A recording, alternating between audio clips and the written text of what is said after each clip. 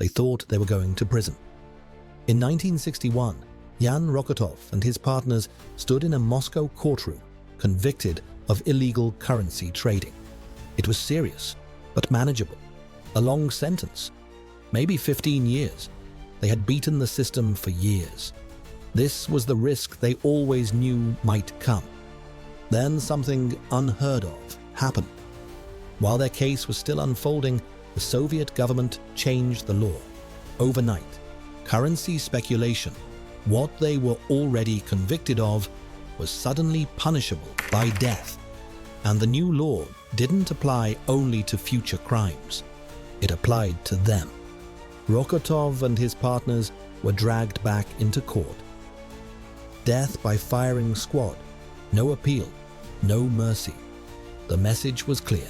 In the Soviet Union, getting rich was not just illegal, it was unforgivable. To understand why the state went this far, you have to understand what Rokotov represented. Because he wasn't just a criminal, he was proof that the system didn't work.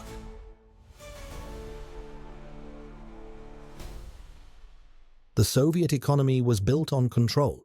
Factories produced tanks, steel, and machinery for the state. Consumer goods barely mattered. Stores were empty, lines stretched for hours. People waited years for basic items, coats, shoes, watches, and Western goods, jeans, records, foreign currency, forbidden. But scarcity creates demand, and demand creates opportunity. In the shadows of Moscow and Leningrad, a hidden economy flourished, one the state couldn't control. Traders who understood value better than the planners ever did. They were called the Farsovщики, and before the state decided to make an example of them, they had already become millionaires. If you knew where to look, the Soviet Union had cracks, not dark alleys, not secret tunnels, hotels, specifically in tourist hotels, the only places foreigners were allowed to stay. These buildings became unofficial marketplaces, buzzing quietly beneath the surface of state surveillance. Foreign sailors docked in Leningrad. Diplomats passed through Moscow. Students from Africa, Eastern Europe, even the West arrived with suitcases full of ordinary things: jeans, records, cigarettes, watches. In the Soviet Union, those ordinary things were treasure. Farsovщики didn't advertise. They watched. They waited in hotel lobbies, near bars, outside train stations and ports. A look, a nod, a whispered question in broken English or German. Deals happened fast, in stairwells, in elevators, in parked cars, sometimes in plain sight, hidden behind the chaos of tourists and guards who pretended not to notice. Foreigners were paid in rubles they couldn't use, or better, in favors. Soviet traders knew the real value of everything. They understood exchange in a country that officially denied it existed. Once the goods were inside the system, they disappeared into apartments, storage rooms, basements. From there, the network spread outward. Artists, musicians, students, party insiders, anyone who wanted a taste of the Forbidden West knew who to ask, and the state knew this was happening. The KGB monitored hotels, phones were tapped, informants were everywhere, but the black market adapted. New routes, new contacts, new layers of protection, because for every risk, the reward was enormous. A single pair of Levi's jeans could be worth a month's salary. A stack of records could buy silence. A few dollars could open doors the state said didn't exist. It was an underground system, precise, efficient, and invisible enough to survive. For now. The most dangerous thing a Farsovщik could carry was money, specifically foreign currency. In the Soviet Union, owning dollars was more than illegal. It was ideological betrayal. The state claimed money had no real value beyond what it declared. $1, officially, was worth less than a ruble. Everyone knew that was a lie. On the black market, a single US dollar could buy 5, 10 rubles, sometimes more. And unlike Soviet money, dollars could move. They could cross borders. They could buy influence. They could escape the system. Farsovchiki understood this better than anyone.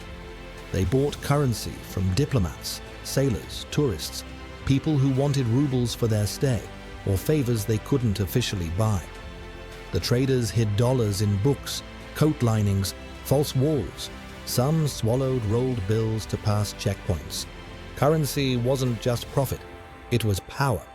And this is where the state began to panic. Because the Soviet Union could tolerate genes, it could tolerate records, even watches. But currency meant an economy outside state control. Every dollar traded was proof that people trusted the black market more than the government. That terrified the planners, terrified the KGB, terrified the party. Surveillance intensified. Hotels were watched closer. Foreign contacts were tracked. Informants were planted inside black market circles. And still, the trade continued. Because the profits were too good, and because the system itself made the crime unavoidable. Yan Rokotov didn't look like a criminal. That was part of the problem. In public, he blended in, polite, educated. But behind the scenes, he ran one of the largest currency operations Moscow had ever seen. Rokotov worked with partners, Vladislav Fibyshenko and Dmitry Yakovlev, each handling different parts of the operation.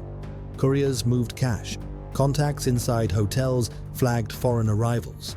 Bribes kept doors open. Silence was bought, not demanded. By the late 1950s, their operation was massive. They owned multiple apartments. They had access to foreign cars. They lived comfortably in a country where comfort was supposed to be impossible. And they weren't alone. In Leningrad, another trader built his own empire through ports and sailors. Goods moved from docks to apartments within hours. This was no longer small-time trading. It was an alternative economy. And that's when the state stopped pretending it didn't exist. The KGB had files, names, networks mapped out on paper. For years, the state watched. Then, finally, it moved. Arrests came quietly. No shootouts, no chaos. Just doors opening at dawn. Men disappearing.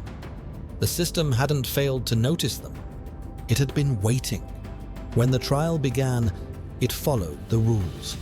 Yan Rokotov and his partners were charged with illegal currency speculation. Serious crimes, but familiar ones. The sentence was expected to be harsh, but survivable. Years in prison, labor camps, exile. They had prepared for that outcome. Then the case reached the top. Nikita Khrushchev was furious. To him, Rokotov wasn't just a criminal. He was an insult. Proof that ordinary citizens could outsmart the state. Proof that capitalism was leaking into the Soviet Union through cracks the party claimed didn't exist. So Khrushchev did something unprecedented. The law was changed after the crime, after the arrest, after the trial had already begun. Currency speculation was now punishable by death, and the new law applied retroactively. Rokotov and Fibyshenko were dragged back into court. The message was not subtle, it was surgical. This wasn't about justice, it was about fear. The Soviet press celebrated the verdict. Headlines framed it as a victory over greed and corruption. But among the black market, the message landed differently. If the state could rewrite the law itself, then no amount of caution was enough. Some traders fled, some went deeper underground. Others were arrested in quiet waves that never made the news. Informants multiplied, surveillance tightened, hotels, ports, and foreign contacts became dangerous overnight. The golden age of Farsovchiki was over, not because demand disappeared, but because the state had decided it was willing to kill to stop it. The executions worked, at least on the surface. And something else happened. Something the state never intended. The Sovjet, who survived, learned skills no planned economy could teach. By the 1980s, the Soviet underground economy was massive. Billions of rubles moving outside official control. When the Soviet Union collapsed in 1991, that underground didn't vanish. It surfaced. Former black market traders became the first post-Soviet businessmen. Some went legitimate, others became oligarchs. The story of the Sovjet isn't just about crime. It's about what happens when ideology collides with human nature. You can outlaw profit, you can rewrite laws, you can even execute traders, but you can't kill demand. And where demand exists, someone will always find a way to supply it.